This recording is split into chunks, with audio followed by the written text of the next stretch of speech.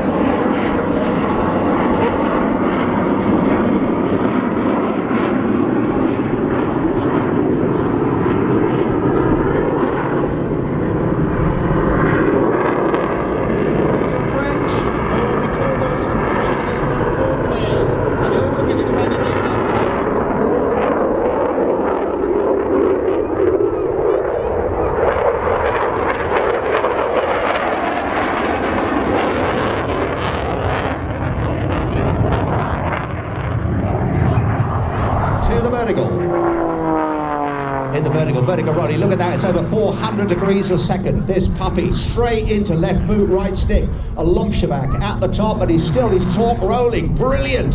He's gone straight to a torque roll, he's put the smoke on, he's going to start rolling backwards, hanging on his propeller, brilliant, very well done Tom, I like that. That is freestyle, that is world-class freestyle, that will win a freestyle competition. Right over that spin with the smoke on, he's got the smoke on now, as he rolls out again the recovery entirely by putting power on, not taking power off. Which is not living history.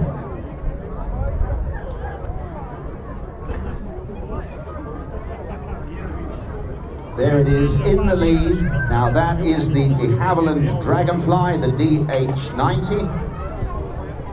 And behind the de Havilland Dragon, the Irish historic flight, the DH84 Iola, with those three chipmunks. Now, if you look at the Dragonfly, some of you aviation aficionados may think, that looks very similar to something else I've seen. Well, don't be surprised, because the famous Comet Racer, the wings of the Comet Racer are exactly the same wings as the top wings on that Dragonfly. And you can see the Dragonfly shares a clear family resemblance with the Dragon Rapide, which is of course much bigger, but in fact was smaller, had higher aspect ratio, slightly swept back wings. Towards the ground. And he joined the RAF in 1991, initially as a navigator, flying the Tornado GR1, before later retraining as a pilot. He has since flown the Tornado, Harrier and Domini before moving to 16th Squadron and flying the mighty Tutor. He's not new to display flying and was the Tutor Display pilot at just 100 feet. I will pre-warn you now that audience participation is required on the second low pass. However, in this first one, he is accelerating to the aircraft's maximum speed.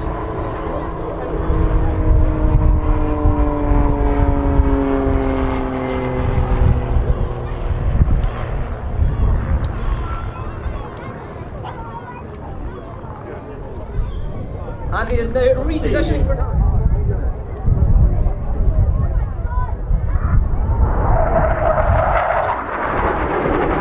Hawk T2 is one of the most advanced fast-jet training aircraft in the world, and despite sharing a name, it is almost an entirely new aircraft.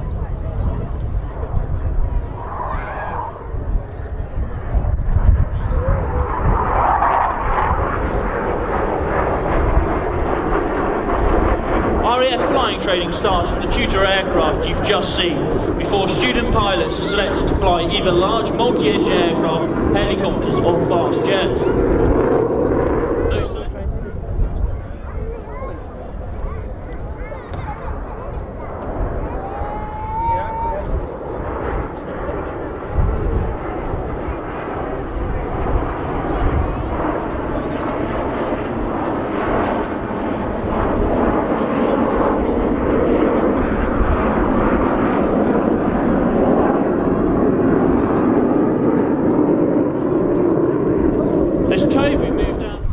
To witness this piece of history.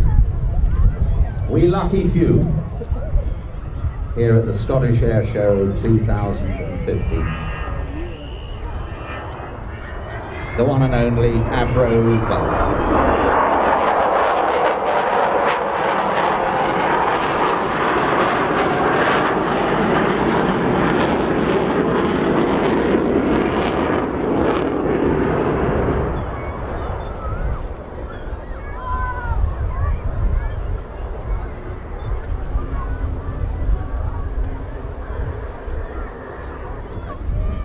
This aircraft has been maintained entirely by your support, by public donation. Over £22 million, including a £2.5 million lottery funding over the past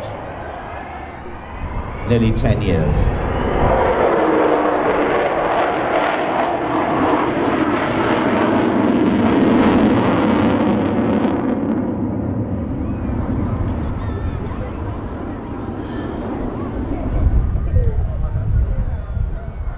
They will be looking down, ladies and gentlemen, so make it a big one. Here we go, they're looking up.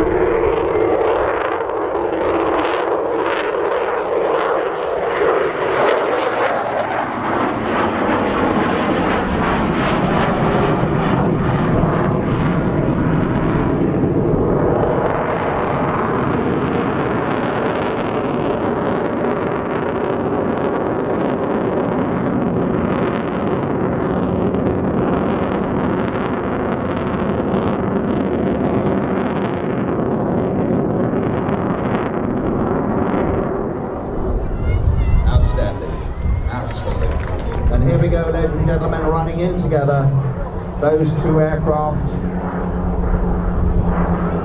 the Spitfire and the Hurricane, that flew in the Battle of Britain that summer of 1940, that yet again made it possible for us to be here today. The last of the Merlin-powered Spitfires, against the rather straighter wing, the straight leading edge. You see the clipped wing of the Mark 16 there.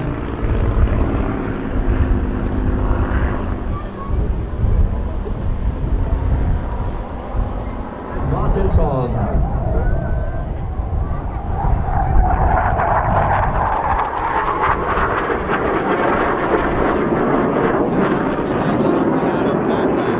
Amazing. You can see the reheat on at the back of the gun times the speed of sound.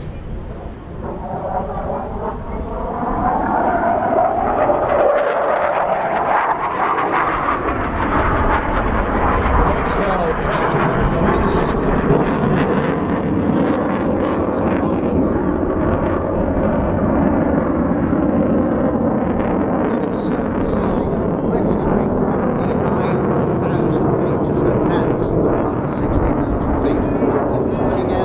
rate astonishing, 35,000 feet per minute.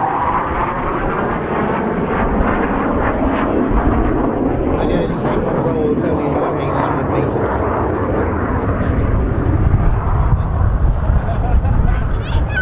Well, again, you wouldn't want to be on the receiving end. You may be able to see it afterwards when you take a good look at your photographs. A great display.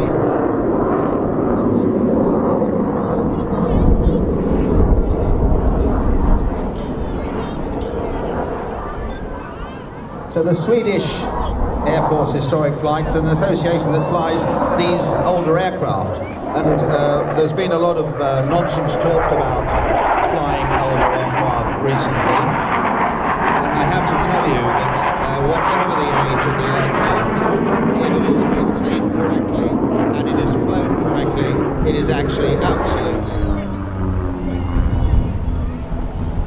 I mean, looking at the specs, its maximum speed is really quite high, around 245 miles an hour, but only 75 miles an hour for the stall. A good range too, 1,000 miles, it's about 75 power, and it's stressed to +6 and -3.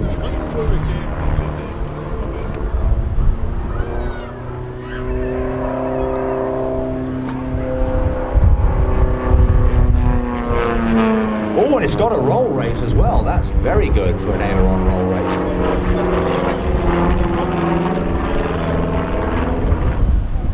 So there's always been this mix of side-by-side and tandem. One of the advantages of having the student next to you is you can see very clearly and in detail the beads of perspiration bursting on his fevered brow, his knuckles chalky white upon the stick, and the veins bursting. An IO360 Lycoming, 200 horsepower, it's a 4-cylinder, air-cooled, horizontally opposed engine.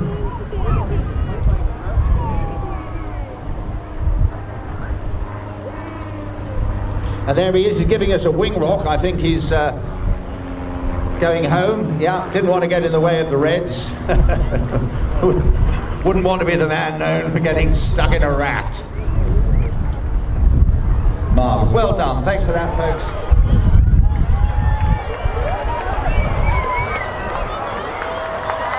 Here we go, ladies and gentlemen, the boys are now pulling up from Big Battle, and they'll change into a distinctive short diamond shape. Third year on the team, and he's an ex-GR4 pilot. Ladies and gentlemen, it's Phoenix.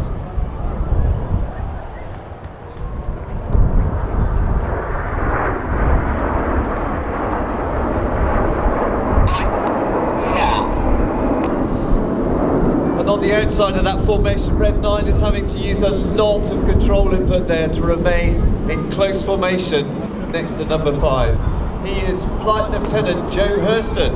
He's our team executive officer, and he's in his 2nd year team leader. And he's also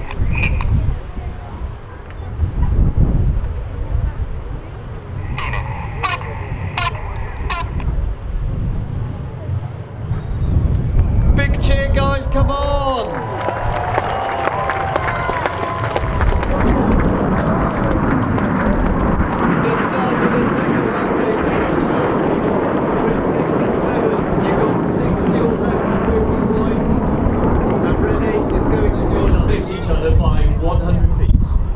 Let's listen in.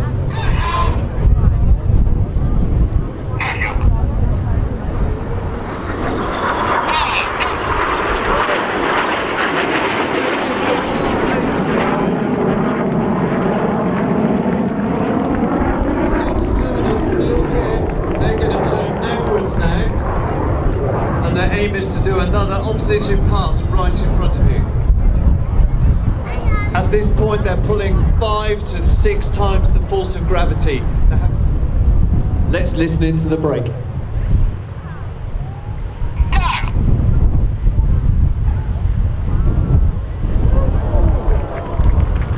The jibboom brake, ladies and gentlemen.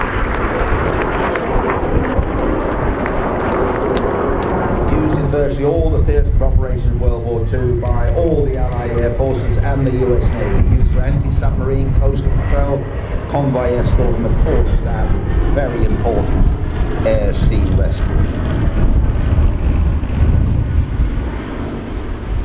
They were famous too for discovery and shadowing of the Bismarck prior to its destruction, and also the sinking of several U-boats and its crew. Wave and get involved, it is your show.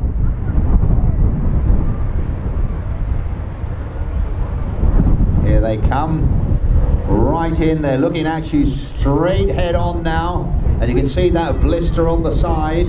They turn in and climb, they probably come back for one more run, but they're looking down. You see the big blister, and there you can see a head inside that, just looking down at you.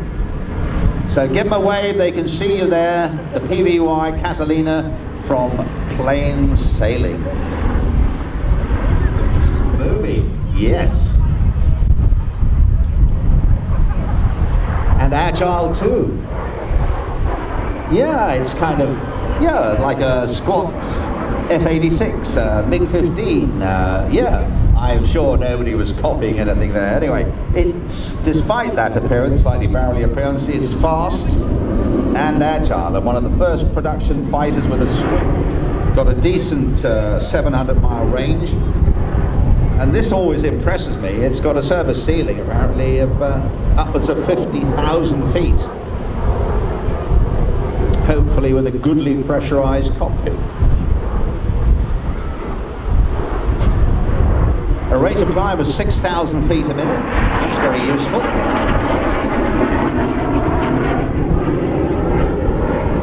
Coming in.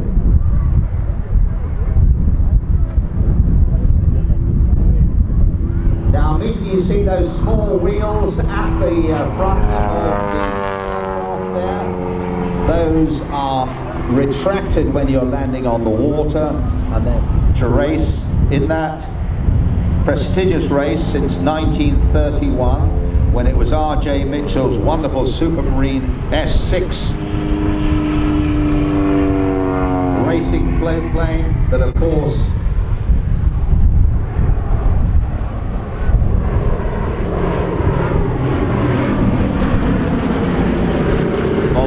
over it again there and that fly past.